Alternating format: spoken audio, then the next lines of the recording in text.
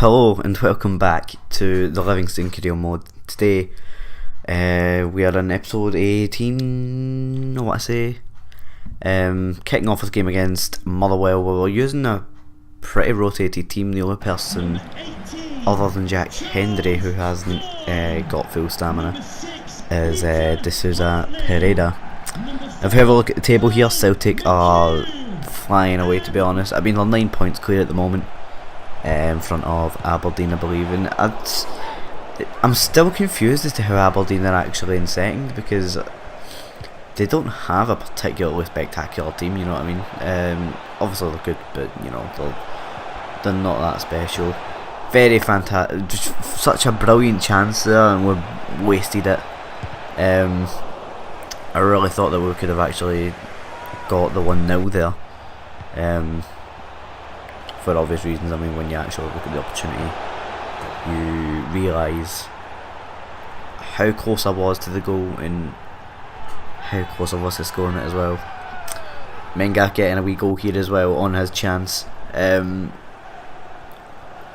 see what happens with him later on, I think. If not, then I'll have to explain it whenever the time comes. He's obviously not my starting choice. He's not my first choice at all. I don't think he's a bad player. It's just I have other players I want to use. You know, I brought in Mensah last season, and you know, he was fantastic for us. As you'll see in the top right hand corner of your screen, De Souza is on the floor screaming. Well, I don't know if he was screaming, but you know, it definitely wasn't comfortable, and I thought that was alarming. You know, he got injured. Had to bring on Bejerano for him, and that's another thing that worried me about this game. We go up 2-0 though. Cassidy getting a goal, and every single goal he scores more or less always flies into that top left corner. He is a good player. I have to say, Cassidy is a good player. I really wish he had a lot more stamina. He has like 53 stamina, and in career modes, stamina is very important. When you play like Road to Glories, a lot of players don't have good stamina. So when you do have somebody with stamina, it's a blessing. But we get the dreaded ACL for De Souza Pereira. It's 7 months, meaning he is out until the start of next season, basically. So we're forced to play Bejerano at left back, and Bejerano's like our Jack Hendry. Although we do have Jack Hendry's actually been solid for us so far. I feel like when Bejerano plays, we don't play well, particularly, and that was why I obviously brought De Souza Pereira in, on top of the fact that we needed another left back anyway, because Bejerano was ageing, as he's 31. Edward almost getting a wee goal here 4 minutes into the game. You know, really knocking on the door early days. Lawson playing into Seibold, and Seibold strikes it from just inside the box, I think. Very nice strike, I have to say, putting us up 1-0 against Celtic. And for some reason, I've been having a much easier time against Celtic recently. I don't know why, just I have. And then you can see a goal like this, and Edward finding it in the top left hand corner. It's another one of those goals though, you know what I mean. If you've been watching the series, you'll see, again, I say this time and time again, for my Livingston career mode, that I always concede some of the worst goals ever. And McGregor, what a fucking strike that is, I have to say. Take my hat off for that one, but definitely not the one before it. Johnny Kennedy putting it fairly close to the keeper. Thought it was actually going to throw it in the back of the net, but it wasn't to be. Still remains 2-1 to Celtic, 78 minutes in, and working their way down the line. Again, Anderson catches that, throws it out right to Johnny Hayes. Him and Callum McGregor, nearly called him Conor McGregor there, having a nice wee 1-2, and Anderson pulling off a great save, despite well, not despite anything actually, just to make up for the awful throw that he made, and then he got another save there from the corner. And thankfully they didn't score again, otherwise it would have been 3-1 and the game would have well and truly been over. But it ended 2-1 anyways, so what can you really say? Anyway, speaking of left backs and D'Souza Pereira and Bejarano and all that shit, I had my eye on this guy, Juric Carolina. Now, I just like to look at his stats. Now, I did try and go in for a bunch of left backs, but apparently all of the contracts were far too low, or far too short for me to actually sign them. And we get Carolina. I don't know why I don't have the contract negotiations. I don't think. But we did sign him, 510k. Fairly cheap. I mean, considering our transfer budget is not exactly the most expensive. It's not particularly cheap either. Although he is only on a 1.2k contract per week, which is definitely cheap. That is 100% cheap. And I'm looking forward to seeing him in action.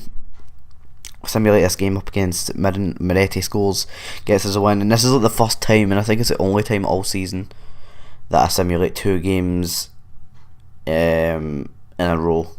I think it's the only time that I'm going to do it.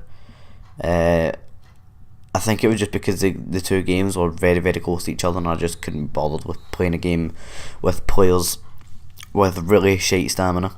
And then Romano scores in this one, making it 1-0 for us. I'm pretty sure it's Lithgow got a red card in that game. I could be wrong. Next game would be up against Aberdeen though, and recently my record against Aberdeen has not been particularly great, let's just say. I mean, you've seen the games in the snow against Aberdeen. Now, I reckon I probably could have played so much better if I just put them in their red kit. I don't know why, I just never tend to play as red and orange. It's always they're red and our black, or our orange and their white. Yeah, I don't know why I do that. But kicking off this game, well, it wasn't really kicking off this game because it's 20 minutes in, but the first save comes from Joe Lewis. And honest to God, I always have so much trouble against this keeper.